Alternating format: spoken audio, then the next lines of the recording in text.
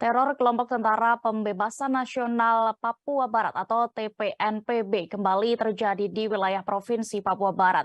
Kelompok itu secara brutal menembaki sejumlah pekerja Jalan Trans Bintuni Maibrat hingga menewaskan 4 orang. Berikut fakta-fakta terkait kejadian ini. Kabitumas Polda Papua Barat, Kombes Adam Erwindi, mengatakan kronologi bermula dengan pengadangan sekelompok orang bersenjata. Kejadian berlangsung di distrik Moskona Barat, Moskona Utara, perbatasan Teluk Bintuni, Kabupaten Maibrat, Papua Barat. Awalnya pihaknya mendapatkan laporan dari Pos Satgas Satuan Organik Yonif RK136 TS Kampung Mayerga pada Kamis 29 September 2022 kemarin sekira pukul 18.20 waktu Indonesia Timur.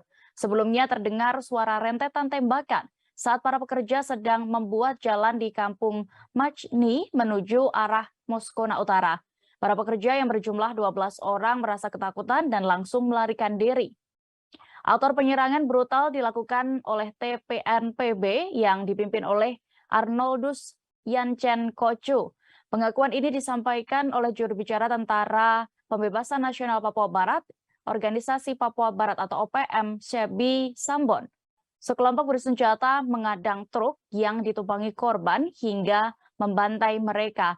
Sebi menyebut Arnoldus Yancen Kocu CS beroperasi di Kodap 4 Sorong Raya hingga Kabupaten Maibrat.